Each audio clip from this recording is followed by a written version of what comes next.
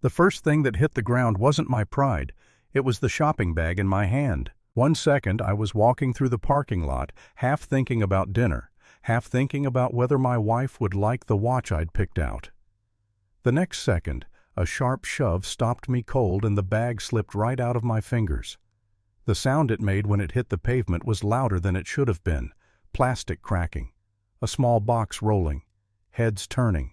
"Move your car, now." The man's voice was close. Too close. Confident in the way people sound when they've never been told no. I looked up and saw him blocking my path. Shoulders wide, jaw tight, wedding ring, catching the sunlight like it mattered. His wife stood a few feet away, phone already raised, camera pointed straight at my face. She didn't look angry, she looked excited, like she'd been waiting for this moment all day. "You people never respect this neighborhood," the man said, louder now for the audience forming behind us. I remember thinking, here we go again. I was wearing jeans and old gray t-shirt sneakers that had seen better days. My car wasn't anything special either. Nothing about me screamed money or power or importance. And to them, that was the point. "I parked legally," I said, keeping my voice calm. That habit never really leaves you. There were no markings. No one was waiting. He stepped closer, close enough that I could smell his cologne. Expensive, sharp, intentional. "Don't play dumb," he said. We were coming for that spot. His wife circled to my side, filming, narrating under her breath like she was already editing the video in her head. This is what we deal with now. People just taking what they want. A few people slowed down to watch. Nobody said anything. Nobody ever does. I could feel it then, the familiar tightening in my chest. Not anger, not fear, something quieter. The weight of being misjudged before you even open your mouth. "I'm just here to buy an anniversary gift for my wife," I said. "That's it." He laughed. A short, sharp sound. "An anniversary gift." "Right." "From these stores," he looked me up and down. "You sure you can afford that?" There it was, the line he'd been waiting to say. I noticed the logo on his shirt then. Clean embroidery. Company name stitched with pride. It registered in my mind, filed away automatically like pieces clicking into place. I didn't react. I didn't smile. I didn't say what I could have said. Instead, I tried to step around him. He blocked me again. "No," he said.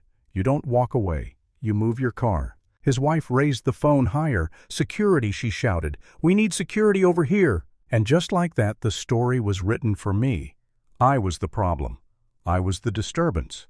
I was the one who didn't belong. When the security guard showed up, he barely looked at the couple. His eyes went straight to me. "Sir, I need to see some ID." "For what reason?" I asked. "Standard procedure," he said.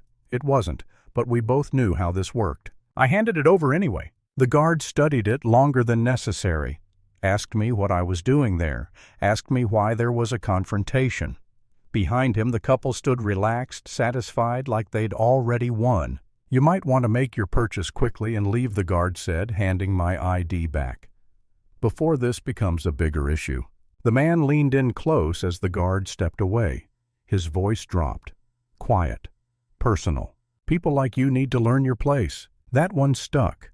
Not because it was new, but because of how casually it was delivered, like a fact, like gravity. I looked at him for a long second, then I picked up my bag from the ground, turned, and walked away. Not because I was weak, because I was done explaining myself. As I walked, my phone felt heavier in my pocket. I knew exactly who to call. I also knew this wasn't about revenge. It never is. It's about responsibility. I stopped near a concrete pillar, took a breath, and let an old memory surface. Standing in freezing water years ago, instructors screaming inches from my face, daring me to react. Most people broke that day. I didn't. I learned something instead. Control yourself first. Everything else follows. I made the call. Short, precise, no emotion, just facts. Then I went inside the watch store. The sales associate recognized me immediately. She'd seen everything through the window. Her voice softened when she spoke. "I'm sorry about what happened out there." "It's fine," I said, and I meant it. I chose the watch quickly. Paid without hesitation. As I signed the receipt, my phone rang again. I answered it the way I always do. "Yes, sir. Understood. I'll be there." I didn't notice the couple enter the store until I felt the air shift. That sudden, uncomfortable quiet. The kind that follows recognition. They stood frozen a few feet away, confusion written all over their faces. This version of me didn't fit the story they'd told themselves. The man tried to recover. He leaned toward the sales associate and said loudly, "You checked his ID, right?" She didn't even look at him. "Mr. Reynolds is a valued customer." My phone rang again. I answered. "I'll see you at the review." The word review did it. I saw it in his eyes, the first crack. Fear slipping through entitlement. He followed me out. "Hey, listen, maybe we got off on the wrong foot." I stopped, turned, looked at him properly for the first time. "You had a chance for a civil conversation earlier," I said. "You chose something else." I got into my car and drove away. 10 minutes later, 3 black SUVs rolled into that parking lot. I wasn't there to see what happened next, but I heard about it. Calls, emails, meetings that got moved up, presentations that suddenly felt very different. The video his wife posted went viral, but not the way she expected. People recognized things she didn't know how to hide: tone, posture, language. Unedited footage surfaced. Context matters when the truth shows up. By the next morning, their company wasn't celebrating a contract anymore.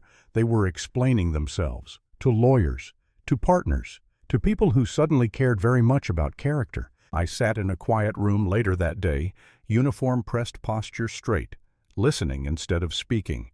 When it was my turn, I asked one question. Just one. How do you account for bias when the human element fails? There was no good answer. I didn't yell. I didn't threaten. I didn't demand punishment. I recommended change, leadership adjustments, oversight, accountability, real consequences but not destruction, not innocent people paying for someone else's arrogance. Some people call that mercy. I call it precision. That evening I went home. The house was quiet, the kind of quiet that feels earned. I fastened the watch around my wife's wrist and watched her smile when it caught the light. "You could have ended them," she said softly. "I know," I said. "That's the easy part." Months later, they showed up at my door. No cameras, no audience. Just 2 people who finally understood what it feels like to be small. They apologized. Not perfectly, not eloquently, but honestly. I listened. When they left, I didn't feel victory. I felt something better. Closure. Because here's the truth. Power doesn't change people. It reveals them. And the way you treat someone when you think they have none, that's who you really are. So let me ask you, if you were in my place, would you have chosen revenge or responsibility?